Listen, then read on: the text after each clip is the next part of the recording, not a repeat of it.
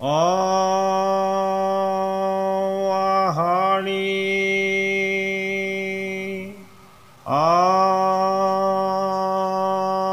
Ram Krishna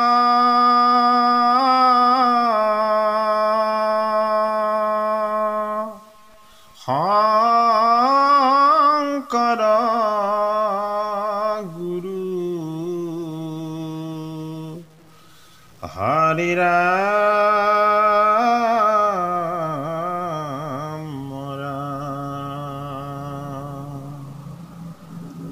Om Namo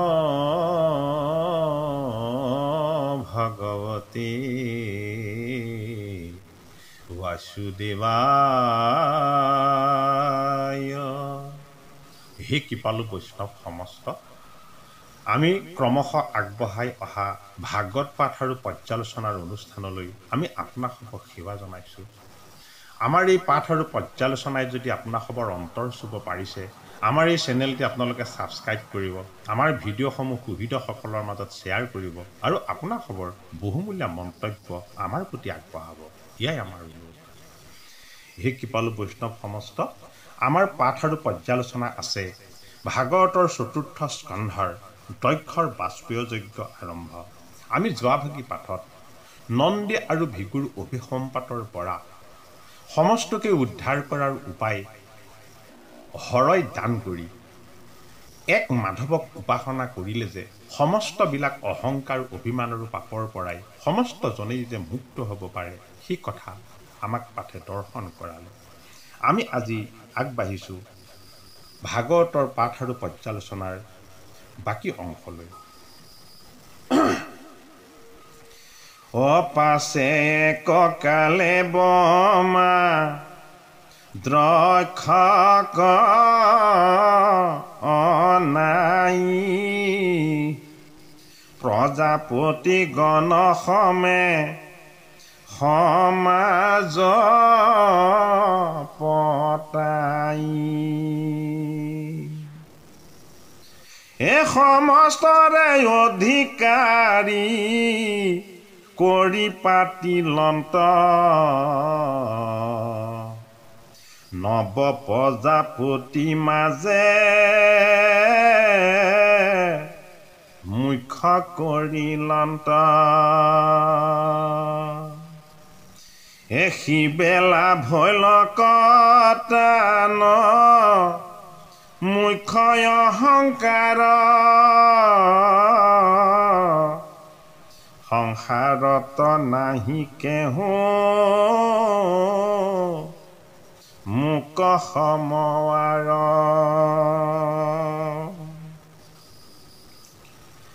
সংহাৰ কৰোতা হৰই নন্দীৰ অভিশাপ আৰু ভিগুৰ অভিশাপৰ পৰা মুক্ত হোৱাৰ উপায় দান কৰি তেওঁ কৈলাশ ধামলৈ গুচি গ'ল।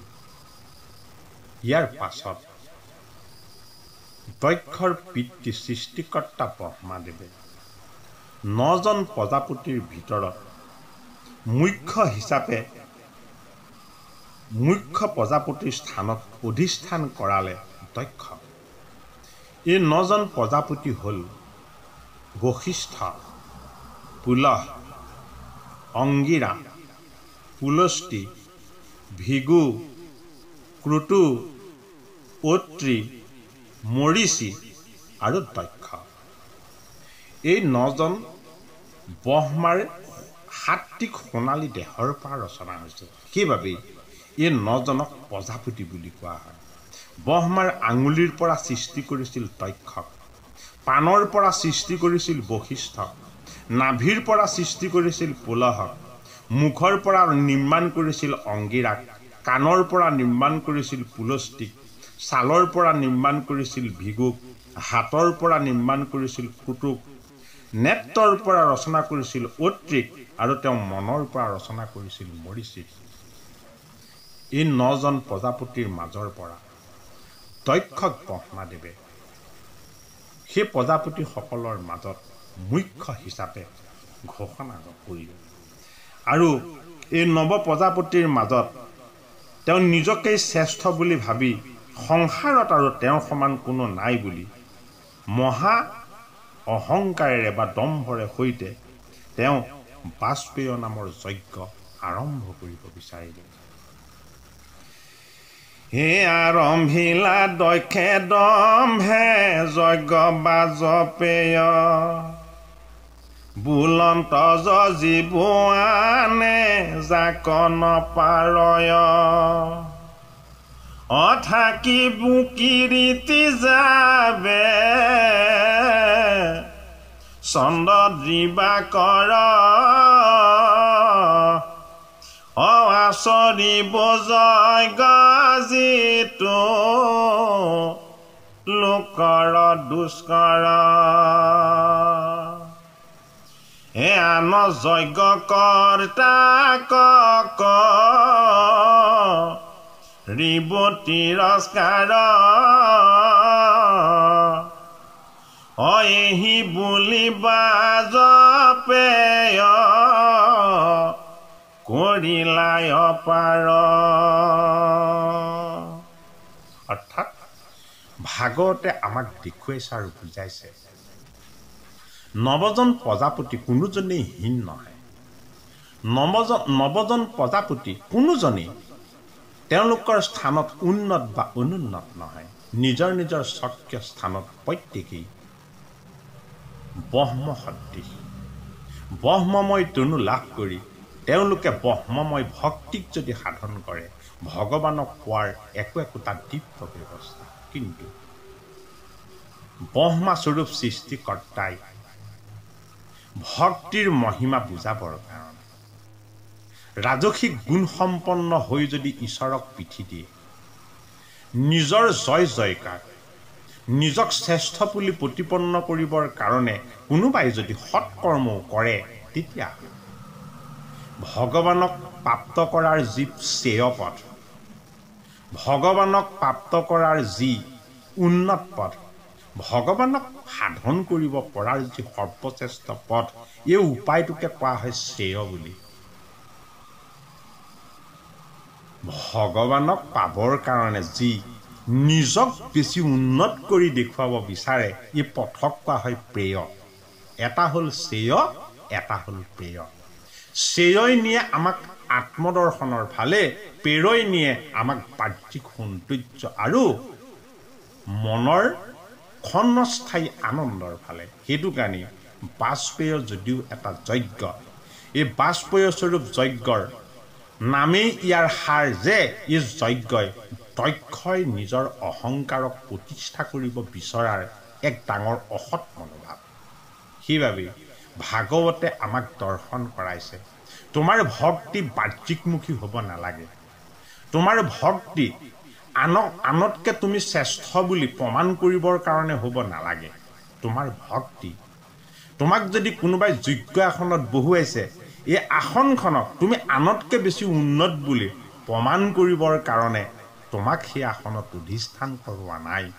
তোমাৰ বাহ্যিকমুখী দৃষ্টিৰে আনতকে শ্ৰেষ্ঠ হ'ব বিচৰাৰ উপায়স্বৰূপ এই বাজপেয় নামৰ যজ্ঞ জগতৰ ঈশ্বৰক সাক্ষাৎ কৰাৰ উপায় যে নহয় ভাগৱতে আমাক আৰম্ভণিতে দেখুৱাইছে। হে ৰাম পাছে মহাক্ৰতু বৃহস্পতি যাৰ নাম আৰম্ভিলা যজ্ঞ যাক নাহি কেও পাম দক্ষৰ যজ্ঞৰ বাৰ্তা শুনি সৰ্বলোক দেখিবা কপতি সাজ ভয় লকাই উৎসুক। দক্ষই বাজপেয় যজ্ঞ আৰম্ভ কৰিছে আৰু বৃহস্পতি নামৰ পৰম পবিত্ৰ পুৰোহিতৰ যোগেদি মহাকুটু অৰ্থাৎ কুটুস্বৰূপ ঋষিৰ ব্ৰহ্মময় সাধনাৰ বাক্যৰ যি তত্ত্ব এই তত্ত্বক যি জানে অৰ্থাৎ সেইজন বৃহস্পতি স্বৰূপ চতুৰ ব্ৰাহ্মণৰ যোগেদি তেওঁ এই যজ্ঞ সম্পাদন কৰিব বিচাৰিছে। দক্ষই প্ৰমাণ কৰিব বিচাৰিছে যে অন্য যজ্ঞ কৰোঁতাসকলে এই যজ্ঞ দেখি পেলাই নিজকেই যেন হেয় প্ৰতিপন্ন হৈ যায় অৰ্থাৎ দক্ষই নিজৰ যজ্ঞস্বৰূপ সৎকৰ্মকো আনক হীন কৰিবৰ কাৰণেহে যেন আশ্ৰয় লৈছে। ভাগৱতে আমাক এনেকুৱা ধৰণৰ অন্যজনক হীন কৰি দেখুৱাবৰ কাৰণে, অন্যজনক নিম্ন কৰি দেখুৱাবৰ কাৰণে আমি কোনো ধৰণৰ ৰাজসিক ভোগ বিলাসজনিত সৎকৰ্ম হ'লেও আমি আয়োজন কৰিব নালাগে।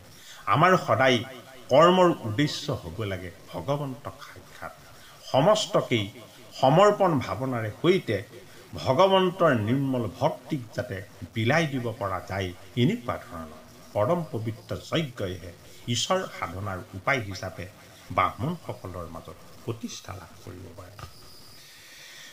দেৱ ঋষি ৰাজ ঋষি ব্ৰহ্ম ঋষিগণ সিদ্ধ বিদ্যাধৰয়ানো দেৱ মুনিজন আখিলন্ত পিতৃগণ গন্ধৰ্বে সহিত বসন ভূষণ পিন্ধি ভাৰ্যায়ে সহিত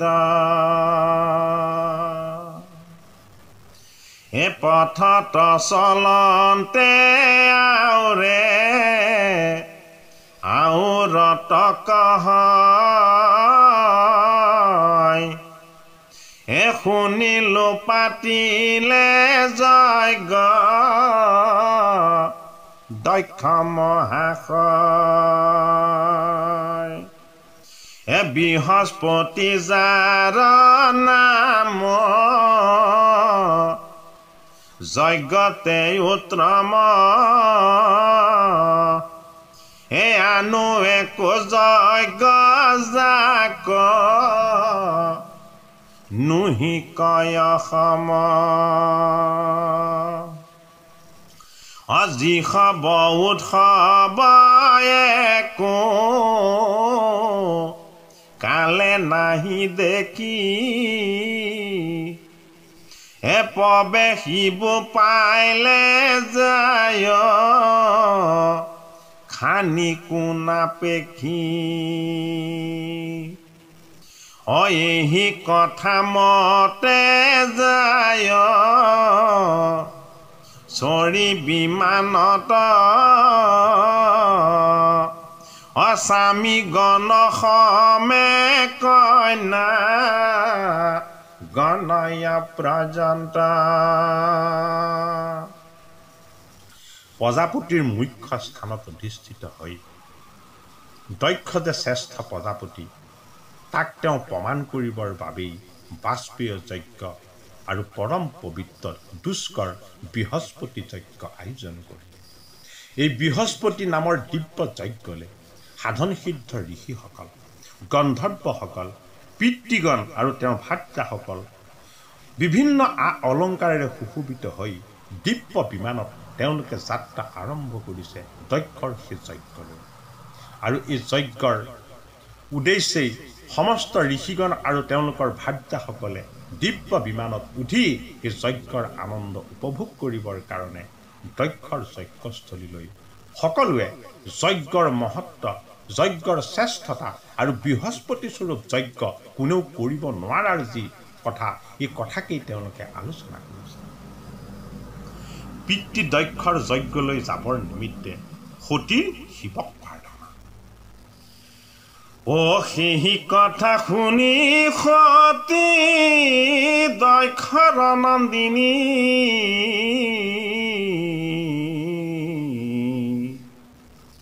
অভয়লন্ত উৎসুক পিতৃ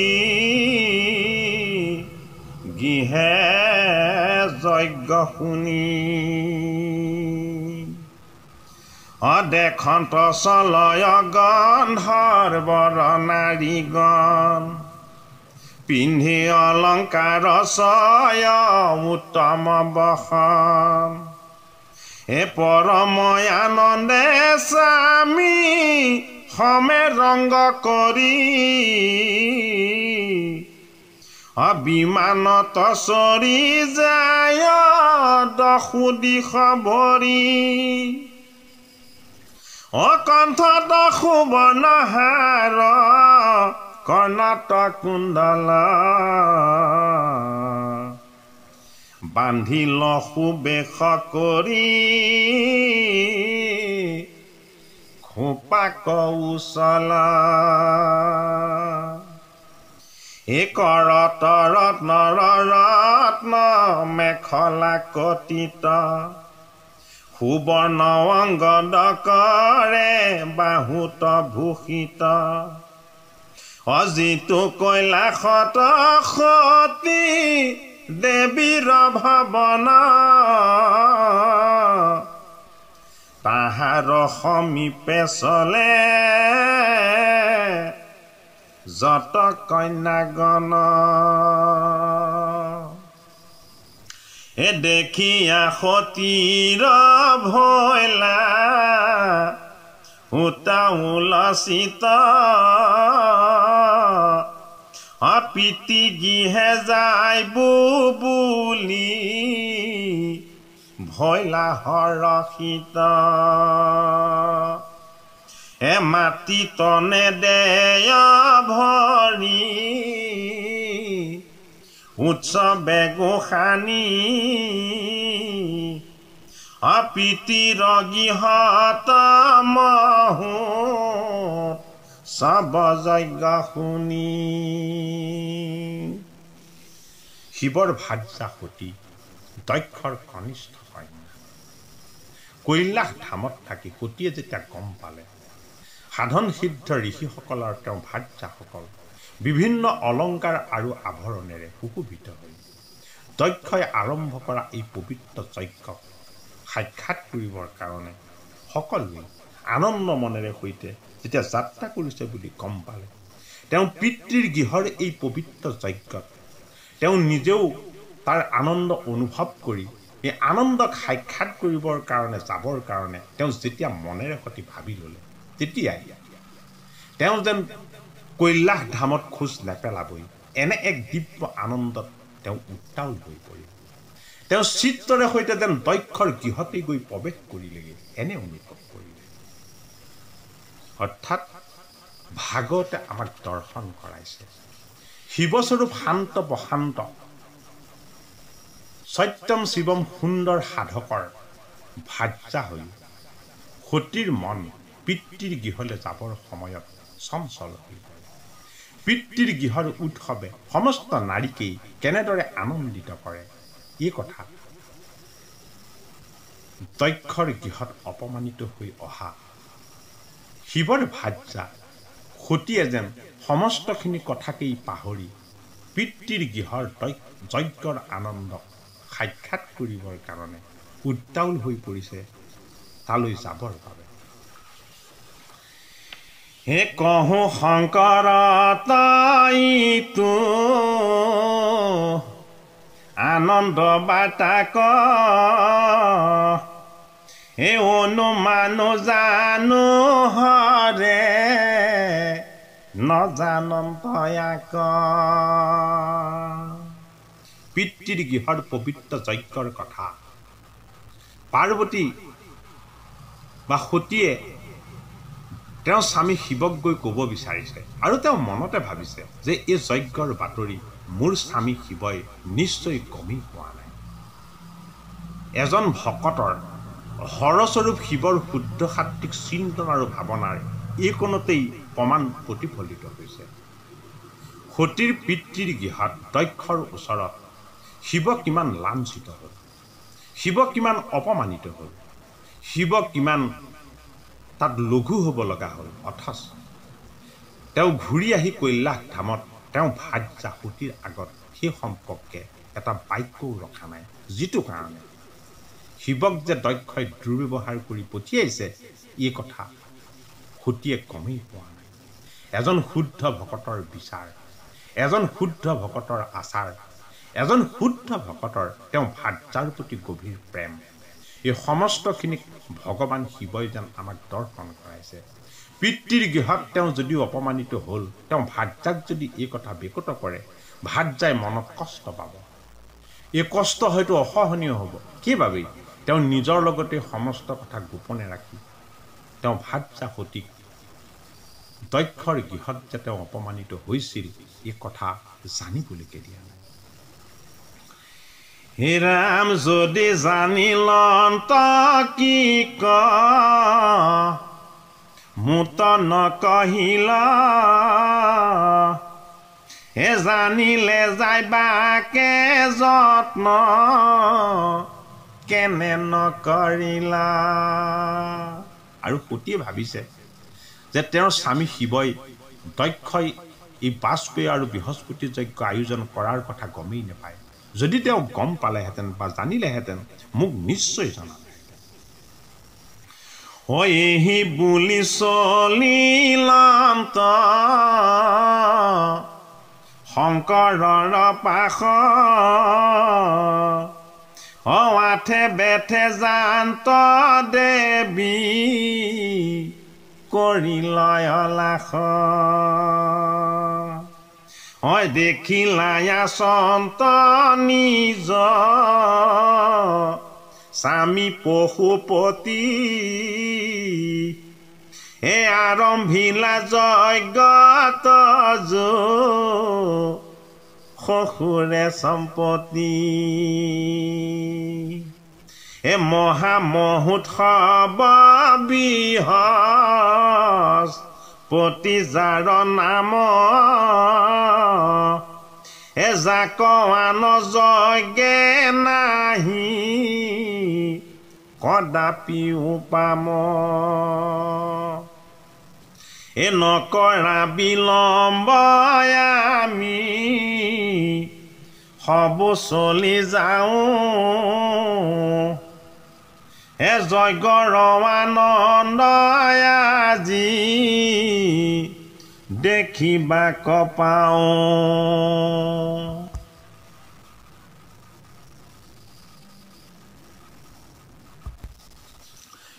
এইদৰে সতীয়ে নিজৰ স্বামী পশুপতি শিৱক তেওঁ ক'লে যে হে স্বামী, ইমান ডাঙৰ যজ্ঞ আৰম্ভ কৰিছে যাৰ নাম হ'ল বৃহস্পতি। এই বৃহস্পতি স্বৰূপ যজ্ঞলৈ সমস্তখিনি যাবৰ কাৰণে সাজু হৈছে আৰু ময়ো পিতৃৰ সেই যজ্ঞলৈ যাবলৈ বুলি প্ৰস্তুত হ'ব বিচাৰোঁ। যদি বোলা যজ্ঞ কিবা ভৈলা সমাপতি নাহি তো শংকা কহোঁ ইহাৰ যুগতি যদি সমৰ্পিলা যজ্ঞ পিতৃ প্ৰজাপতি ইদানি কুশলে প্ৰজা দেখিও সম্প্ৰতি। আৰু সতীয়ে তেওঁ স্বামী শিৱক জনাইছে যে তুমি যদি ভাবিছা যে মোৰ পিতৃগৃহৰ যজ্ঞ সমাপ্ত হ'ল বুলি, ইয়া সঁচা নহয়। সমস্ত নাৰীগণী তেওঁলোকৰ স্বামীসকলৰ লগত মোৰ যিসকল জ্যেষ্ঠ ভগ্নী আছে তেওঁলোকে দিব্য বিমানেৰে সৈতে সেই যজ্ঞলৈ বুলি যাত্ৰা আৰম্ভ কৰিছে। গতিকে পিতৃৰ গৃহৰ সেই যজ্ঞলৈ মোৰো যাবলৈ ইচ্ছা গৈছে এই বুলি স্বামী শিৱক সতীয়ে জনাইছে। হে আৰা সবলোকে কহি পথত চলয়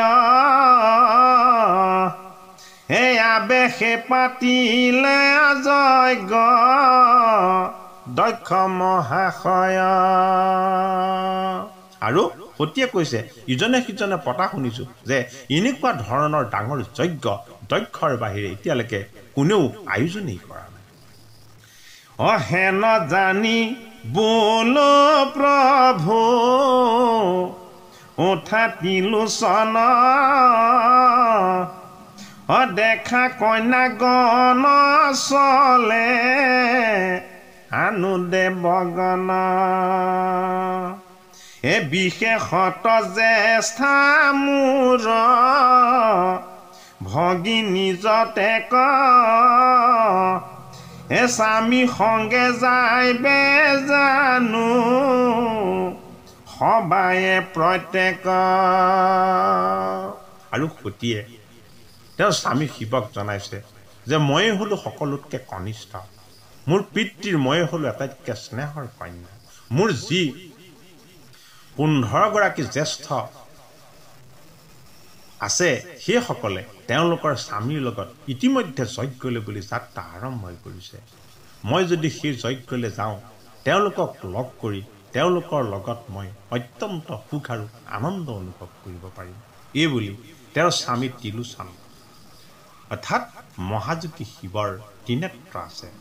দিব্য অন্তৰ্মুখী এক দৃষ্টিৰে সৈতে তেওঁ গোটেই জগতকেই চাই থাকে। সেইবাবেই সতীয়ে এই কথা জানি তেওঁ স্বামী ত্ৰিলোচন স্বৰূপ শিৱক কৈছে যে সেই যজ্ঞলৈ যাবৰ বাবে মোৰ বৰ মন গৈছে আৰু তুমি মোক যাবৰ বাবে অনুমতি দিয়া।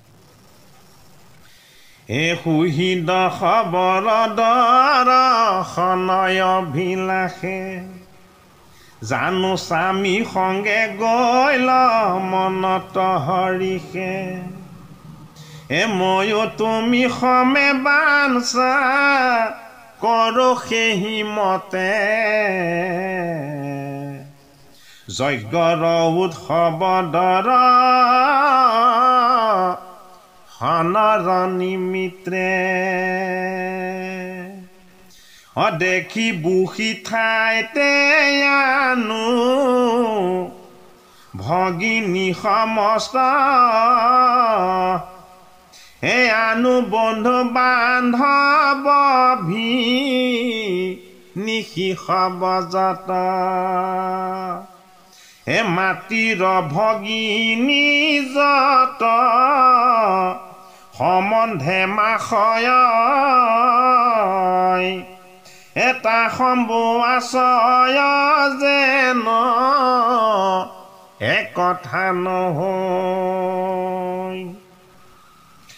সবাতো অধিক মুত স্নেহ নিৰন্তৰ, অনে দেখি আমাক জানো বিকল বিস্তাৰ। সতীয়ে স্বামী শিৱক কৈছে যে মোৰ জ্যেষ্ঠ ভগ্নীসকল আৰু বিনীহীসকল, মোৰ মাতৃৰ যিমানবিলাক ভাগিন আছে সমস্ত আত্মীয় স্বজন এই যজ্ঞত আহি উপবিষ্ট হ'ব। আৰু মোক যদি তাত দৰ্শন নাপায় সকলোৱে মনত আনন্দৰ পৰা যেন বঞ্চিত হ'ব। সেইবাবেই সকলোকে আনন্দিত কৰি ময়ো সেই আনন্দৰ ভাগী হ'বৰ কাৰণে মোৰ সেই পিতৃৰ যজ্ঞলৈ ময়ো যাব বিচাৰোঁ। এই বুলি তেওঁ স্বামী মহাযোগী শিৱক জনালে। পিতৃৰ আনন্দ মোক দৰ্শন হেতু, হৈব আজি বিস্তাৰ শুনিও বিষকেতু। তোমাক আমাক আজি সমাজাৰ আগে, হৰ্ষিবন্ত প্ৰজাপতি পিতৃ মহাভাগে। তেওঁ স্বামী শিৱক তেওঁ পিতৃয়ে অপমান কৰাৰ কথা সম্পূৰ্ণৰূপে তেওঁ অজ্ঞাত। সেইবাবেই তেওঁ মনত কোনো দুখ নাই, সেইবাবেই সেই দুখে তেওঁক স্পৰ্শ কৰা নাই। আৰু শিৱয়ো পিতৃয়ে যে তেওঁক অপমান কৰিছিলে, দক্ষই যে তেওঁক অপমান কৰিছিলে, কটু বাক্য ৰাখিছিলে, এই কথা সতীক নজনোৱাৰ বাবে সতীয়ে ইমান দিনে পিতৃৰ প্ৰতি ভক্তি আৰু প্ৰেম আৰু মৰম সমস্তখিনি হৃদয়ত পুহি ৰাখিছে। আৰু এতিয়া অকপতে সেইখিনি স্বীকাৰ কৰি কৈছে যে আমি দুইজন যদি যাওঁ আমাক পাদ্য অক্ষলৈ উপাসনা কৰিব, আমাক আদৰণি জনাব, সম্ভাষণ জনাব। এই বুলি সতীৰ মনৰ সৰলতা আৰু পবিত্ৰতাক ভাগৱতৰ পাঠ আৰু তত্ত্বই আমাৰ মাজত আনি দাঙি ধৰিছে। হে পাদয় গয়া সমনি উত্তময়াসন, দিব নানায় অলংকাৰ বিচিত্ৰ বসন। সতীয়ে সৰলতাৰে প্ৰকাশ কৰিলে যে উন্নত আমাৰ কাৰণে আসন তাত ৰাখি থ'ব আৰু লগতে বিভিন্ন অলংকাৰৰ আচমনিৰে সৈতে আমাক অভিবাদন জনাব। সতীৰ সৰল মন পিতৃৰ তেওঁৰ প্ৰতি অকৃত্ৰিম প্ৰেম এই সমস্তখিনি তেওঁ বাক্যৰ সৈতে প্ৰকাশ কৰিছে। হে পিষ্টক পায়সঘৃত মধু পৰমান দিব্য ভক্ষসয়াৰু কৰি সন্মান পথ চাই আছে পিতৃ মাটি মুকপতি নযায় বাৰ দেখি হইব বিকল সম্পত্তি। আৰু কৈছে যে মই যজ্ঞলৈ নোযোৱা দেখি মোৰ পিতৃ দক্ষ আৰু মাতৃ পশুটিয়ে ৰাস্তালৈ চাগে চাই আছে, কিয় সতী অহা নাই। সেইবাবে সেয়ে মোৰ স্বামী মোৰ পিতৃৰ যজ্ঞলৈ আমি দুয়োজন গৈ তাৰ যি আদৰ সম্ভাষণ সেই সমস্তখিনিকে আমি স্বাগতম জনাওঁ, এই বুলি সতীয়ে শিৱৰ আগত জনাইছে। হে ময়ো তা সম্ভাক গয়া দেখো চিৰকাল হে পুৰু মনোৰথ তুমি যদি দেখা ভাল তজু প্ৰসাদত দেখো আৰু যজ্ঞৰাজ হুয়া সুপসন কৰা চলিবা কাজ। গতিকে সতীয়ে তেওঁ স্বামীক জনাইছে যে চিৰকালৰ কাৰণেই মই মোৰ মনক আনন্দিত কৰিব পাৰিম, তোমাৰ প্ৰসাদত এই ডাঙৰ দিব্য যজ্ঞৰ মই তাত অংশীদাৰ হৈ মই আনন্দ অনুভৱ কৰিব পাৰিম। গতিকে হে মোৰ স্বামী তুমি যাতে সেই যজ্ঞলৈ যাবলৈ মোৰ লগত সাজু হোৱা। হে শংকৰক সতী যদি অনেক বুলিলা নাহি কেউত শোক হেন ইংগিতে জানিলা। ইমান অনুনয় বিনয় কৰা স্বত্বেও শিৱৰ যেতিয়া কোনো প্ৰতিক্ৰিয়া নেদেখিলে তেতিয়া সতী স্তম্ভিত হ'ল। তেওঁ নিজেও বুজি পালে যে তেওঁৰ স্বামী মহাজ্ঞানী, তেওঁৰ স্বামী মহাশান্ত, তেওঁৰ স্বামী সত্যম শিৱম সুন্দৰ। সেইবাবে তেওঁ স্বামীক অত্যন্ত মান ভক্তি আৰু ভয় কৰে। সেইবাবে তেওঁ যেতিয়া সতীৰ উৎসাহক যেতিয়া অনুপ্ৰেৰণা নযোগালে তেতিয়া সতীয়ে নিজৰ চিন্তাক আকৌ আত্মমুখী কৰি এতিয়া আমাৰ মাজত দেখাব। হে তথাপিতো পুনৰপি বুলন্ত বচন কেৱলে যাইবা কপতি কৰিয়া যতন যদি বোলাটো জোকেনে উচ্চু কয়েতে ক নাহি কেইম আমাৰ ইচ্ছা কি শকততে ক শুনিও শংকৰতে বে ইহাৰ নিদান তোমাৰ আমাৰ ভেদ কহো বিদ্যমান। সতীৰ কথাত যেতিয়া সঁহাৰি নিদিলে, সতীৰ আনন্দৰ যেতিয়া সমভাগী শিৱ নহ'লে তেতিয়া সতীয়ে নিজকেই শিৱৰ এগৰাকী সাধাৰণ সেৱিকা বুলি সতী আৰু শিৱৰ মাজত তেওঁ দৰ্শন পোৱা যি দিব্য পাৰ্থক্য, যি পাৰ্থক্যই শিৱ আৰু সতীৰ মাজত সম্পূৰ্ণৰূপে এজন ভকত আৰু তেওঁ ভাৰ্যাৰ মাজত থকা যি অতুলনীয় চিন্তন আৰু ভাৱনাৰ পাৰ্থক্য, এই পাৰ্থক্যক দৰ্শন কৰাৰ বিপৰীতে শিৱস্বৰূপ এজন পৰম ভকতৰ শুদ্ধ লক্ষণ, শুদ্ধ তেওঁ জ্ঞান, শুদ্ধ তেওঁ ভক্তিৰ মাৰ্গ, এই সমস্তখিনিকে সতীৰ বাক্যৰ যোগেদি এতিয়া প্ৰকট হ'ব। হে তুমি তিনি গুণৰ ঈশ্বৰ মহেশ্বৰ হে প্ৰকাশে তোমাতে ইটো বিশ্ব নিৰন্তৰ তিনি নেত্ৰ অৰ্থাৎ তেওঁ স্বামী তিনিটা গুণৰ তেওঁ গৰাকী সেইটো কাৰণে তেওঁ তিনি গুণৰ মহেশ্বৰ আৰু সেইটো কাৰণে এই সমস্ত বিশ্ব তোমাৰ অন্তৰতেই প্ৰকাশিত হয় গতিকে তুমি এই যজ্ঞৰ আনন্দ উপভোগ কৰিবৰ কাৰণে তুমি তোমাৰ সমাধিত লীন গৈ তুমি সমস্তকেই সাক্ষাৎ কৰিব পাৰা কিন্তু তেওঁ ভাৰ্যা পাৰ্বতীয়ে সেইটো কৰিব নোৱাৰে হে আপুনি সজিয়া কৰা আপুনি বিনাশ হে তুমি হে কাৰণ বিশ্ব তোমাৰে বিলাস তেওঁ স্বামী হ'ল অতুলনীয় যে তুমি তিনি গুণৰ ঈশ্বৰ যিটো কাৰণত তুমি নিজকেই সৃষ্টি কৰিব পাৰা নিজকেই নিশেষ কৰিব পাৰা তুমি নিজকেই প্ৰতিষ্ঠা কৰিব পাৰা আৰু তুমি নিজৰ আনন্দতেই পৰিপূৰ্ণ হয় সমস্ত আনন্দ তোমাৰ মাজতেই তুমি সদায় সাক্ষাৎ কৰিব পাৰা কিন্তু সতীয়ে সেইখিনি কৰিব নোৱাৰে সেইবাবেই তেওঁ পিতৃৰ যজ্ঞৰ আনন্দক সাক্ষাৎ কৰিবৰ কাৰণে তেওঁ স্বামীৰ পৰা অনুমতি বিচাৰিছে যাবলৈ হে এতেকে নাহি কিছু আশ্চৰ্য তোমাত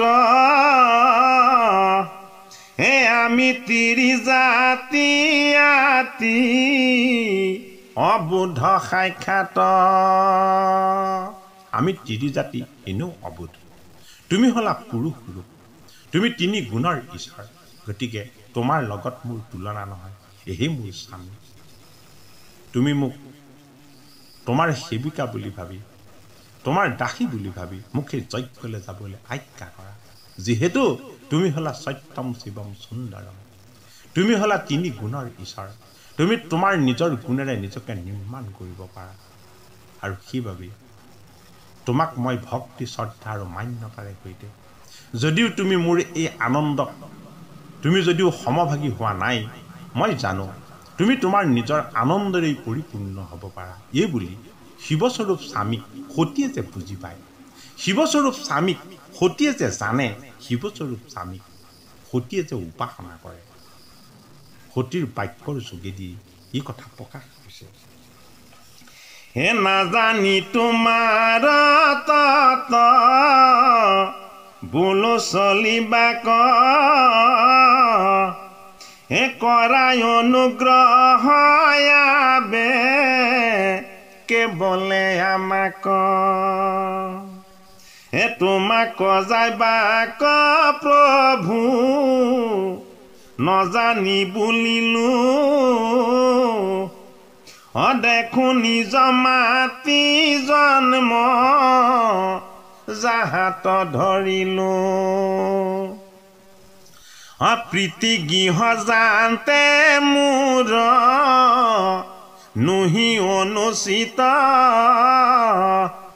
হে আনু কন্যা গণ যায় দেখি উত্তৰিত হে নাহিকে সমন যাৰ ইষ্ট পৰিচয়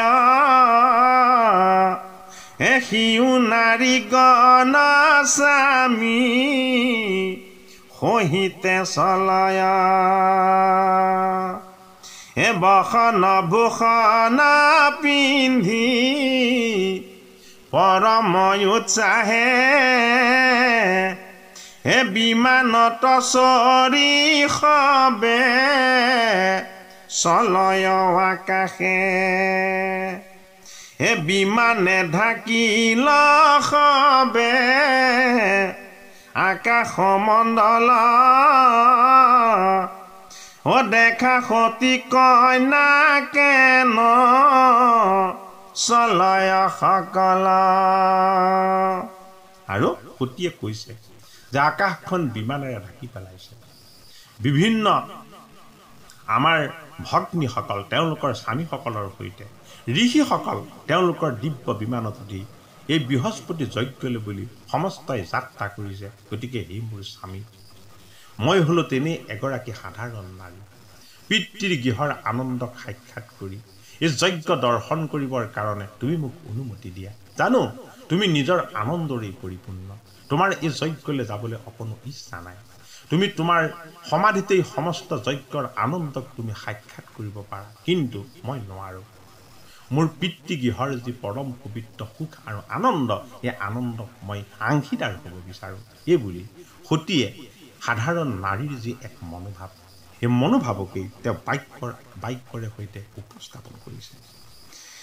হে কৈত শুনি আছা পিতৃগৃহৰ কৌতুক, শুনিলে কি কইনা গণে নকৰে উৎসুক। যাবে পিতৃগৃহৰ নন্দনে দেখয়, এটাবে কদাচিত নাৰী শান্ত নৰহয়। এতেকে নুগুছে মোৰ মনৰ চঞ্চল, নেদেখো যাৱত পিতৃ গৃহৰ মংগল। যদি বোলা নকৰিলে আমাক আহ্বান, নাহি কিছু দুখ তাত শুনিয়াই খান। এনো বুলিলে যায় বে যোগ্য, এতেকে ৰগে কহো শুনিও কয়াত নাহিকে সন্দেহ। এনো বুলিলে সদা স্বামী গৃহক চলিব, স্বামীক দেৱতা মানি সদায়ে সেবিব। জাত শাস্ত্ৰ চয়ক আৰু কৰয় অভ্যাস, অনাহুতে সদায়ে চলিব টান পাশ। যাইব পিতৃগৃহে নিমন তন ব্যতিৰেকে, নাহি কিছু দুখ আজ্ঞা দিওঁ কয়ে তেকে। এহি বুলি শংকৰৰ চৰণে পৰিলা, বিস্তৰ বিনয় পুনু বুলিবা কলৈলা। হুয়মুত বসন ইখানত্ৰী নয়ন, কৰিও বাঞ্ছা মোৰ মনৰ পূৰণ।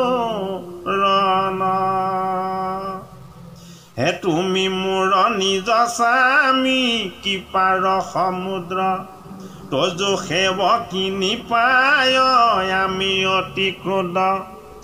সাধিবা মোৰ মানসা ইটো কোন চিত, পৰম দয়ালু তুমি অগাধ চৰিত্ৰ। মুতয় আপোনাৰ অৰ্ধ শৰীৰয় পিলা, অৰ্ধনাৰী চৰণাম লোক তথাপিলা।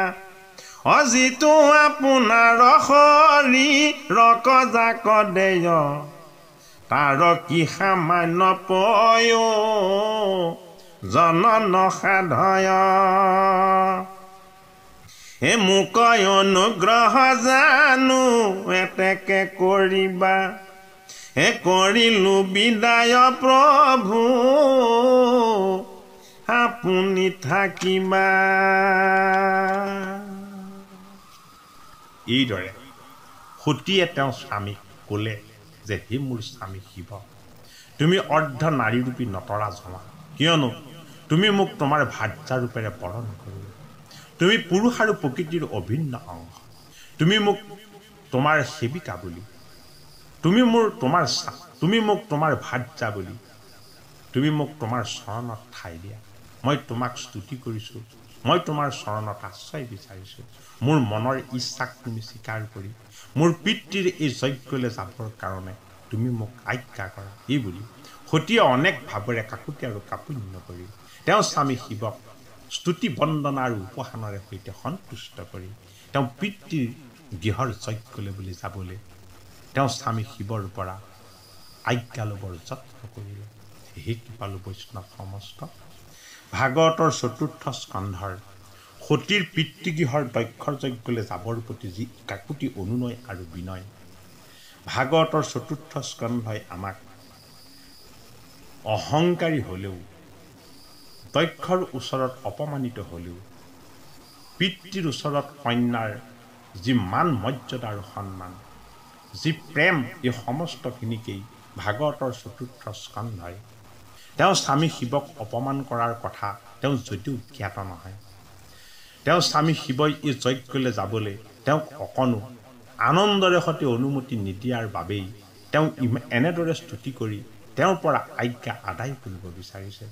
সতীস্বৰূপ সাধনাৰ পৰম পবিত্ৰ ৰূপ যজ্ঞস্বৰূপ ভোগবিলাস আৰু আনন্দৰ দৰ্শনৰ প্ৰতি যদি হয়, তাৰ পৰিণতি কি হ'ব?